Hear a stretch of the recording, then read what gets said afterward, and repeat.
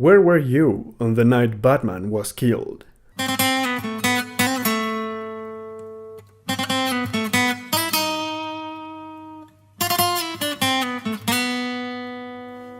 Welcome to the 7 and 8 years of the Bronze Bat. That's right, a double feature where we continue the history of Batman in the Bronze Age of comics. We'll start this episode with a villain that has the worst name ever, Captain STINGAREE. This guy believes that Batman is in fact 3 men and he sets out to prove it. Batman eventually stops this madman and learns that he is convinced that his triplet brothers are all Batman. This story was also one of the rare cameos by The Flash in a Batman comic. And fun fact, it was during this storyline that Detective Comics got the new logo with Batman's cape framing the title. After this, a very weird character was introduced in Batman Family number 6. The Joker's daughter was just as mysterious as her father because she appeared out of nowhere to cause Robin many troubles. But the weirdest part of all is that she wasn't even the Joker's real daughter. This lady disguised herself as the Joker's daughter, Penguin's daughter, Riddler's daughter, and Catwoman's daughter. It was really confusing for Robin as well as the readers, and what's worse is that in the end, it was revealed that she was actually Two-Face's daughter, Duela Dent. Eventually, she became part of the Teen Titans, but since that has nothing to do with Batman, we won't go near that.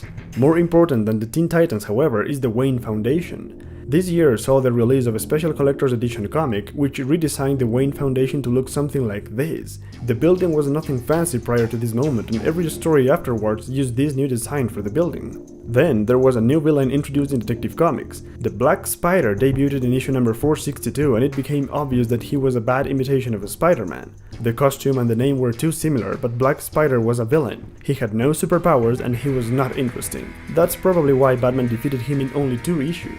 So much for the Black Spider. The next story in Detective Comics featured a Silver Age villain, the Signalman. The story itself is not amazing, but the trap that the Signalman uses is just a perfect irony. He captures Batman and ties him inside the Bat Signal, knowing that when Commissioner Gordon activates the signal, Batman would burn alive. But since this is Batman, the hero breaks free and jumps right out of the Bat Signal, right before it was activated. So yes, this is the first time when Batman destroys the Bat Signal, but he does it just to escape a deadly trap. Plus, the art looks fantastic. As of right now, we've already covered the first year and it seems as if nothing relevant has happened. That is because of the lack of great stories in the Batman comics. Most of this is because of a new writer that started working in Batman around this year. His name was David VERN Reed. He was a novelist and not much of a comic book writer. Unfortunately, his books were not doing very well, which is why his friend and Batman editor Julius Schwartz hired him to write stories on Batman. However, while his stories were really interesting, well crafted and with complex storytelling, they were just not perfect for comics. David Reed is like a cult writer, little known to the general audiences, but his work nonetheless is pretty solid. That said, there is one important contribution by David Reed to the world of comics, and that was the creation of Deadshot. This happened years earlier, when he was still an upcoming writer during the 50s between the Golden and Silver Ages, and I made a video about that on the Gap series, so check it out.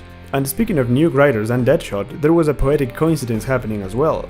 Just as Julius Schwartz hired David Reed, Deadshot's creator, he then hired Steve Englehart to write in Detective Comics. And wouldn't you know it, the stories created by Englehart were among the best Batman stories to come from the Bronze Age, as he introduced new, interesting characters and he also brought back a couple of old characters. And one of them was Deadshot, who returns to the comics after being forgotten for 27 years.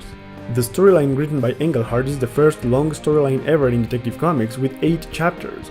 This story is called Strange Apparitions, and since that is one of my favorite Batman stories ever, I'm gonna make a separate video just to tell you the whole story. So look out for that one. For now, we move on, and after that epic saga, there were various interesting moments, like the first team-up of Commissioner Gordon and Alfred. Of course, they just worked together to prepare a surprise birthday party for Bruce, but Gordon almost discovered the secret of Batman while he was at Wayne Manor. And speaking of Commissioner Gordon, did you know Gordon was not only father to Barbara, but he also had a son called Anthony? The idea was taken from the Golden Age, where Anthony was Gordon's only son, but this new version was a spy who was forced to remain hidden and fake his death for his own safety. That was the reason given for why we had never heard of him until now, and it was all revealed in Batman Family number 12. On the next issue of Batman Family, the Outsider, the most important villain from the Silver Age, returns. And by the way, I made an entire video about the Outsider in the Silver Bat, so make sure to check it out. Now, the Outsider was the evil personality of Alfred, who appeared when Alfred was apparently killed during the Silver Age. Back then, the Outsider was apparently dealt with, but he returns now to eliminate all the members of the Batman family, and he decides to start with Robin, Batgirl, and Man-Bat. However, the heroes work together and finally manage to separate the Outsider from Alfred, leaving the villain without powers. Like this, Alfred is able to defeat the Outsider and he never appears again. However, besides that crazy story, the best thing that happened in this issue is the final revelation of Dick Grayson's feelings for Barbara Gordon. This is the first time ever that Robin shows his true feelings for Batgirl, but with all the other things happening, Batgirl was just really exhausted and she missed Robin's confession because she fell asleep. Or did she? This was very convenient because back then people were complaining that they should not be together because of the age difference. Lucky for us, the writers didn't care, and we all know that now Dick Grayson and Barbara Gordon are a perfect match. After that groundbreaking development, there was a very unusual storyline in the Batman comic. As I mentioned earlier, David Reed was creating single stories for the Batman comics, but editor Julius Schwartz realized that Reed was not using any of Batman's enemies, and he wasn't creating long storylines. Like this, he suggested Reed to make a big storyline involving as many Batman villains as possible, and he gave him the title of the story, Where Were You on the Night Batman Was Killed? It all starts with the apparent death of Batman. All his enemies get together and prepare a trial to find out who killed the Dark Knight. What's weird is that Ra's al Ghul is the judge and Two-Face as usual is the prosecutor. And so various villains give their testimony of how they killed Batman. Catwoman, Riddler, Lex Luthor and the Joker. As it turns out, most of them were fake stories and they were all debunked by Two-Face. The only real murderer was the Joker, or so he believed. The Clown Prince of Crime had killed a man dressed as Batman that he thought was the real one. And then the real Batman takes off his disguise of Two-Face and captures the Joker for his crime. Crazy and very strange. This story was so convoluted that it left many things in the air. All the villains that were in the court were not captured. Even Superman, who appeared in the middle of the storyline, didn't try to get the criminals. It is weird and probably the first time in history that these criminals are not captured by the end of a story. So it is this story that made obvious the fact that David Reed didn't really know how to write for comics. Now, the most interesting part of this whole story was that this was the first time that a large number of Batman villains gathered together. There are more than 10 villains in each of the chapters, and that is something that has not happened until this storyline. Being honest, it's not that bad, but the story is also not that great.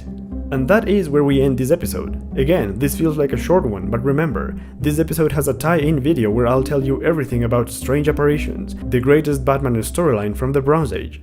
If that sounds interesting, then subscribe to this channel, or follow me on Twitter. Whatever you do, make sure to come back for more episodes in the complete comic book history of Batman. Until then, Godspeed, my friends.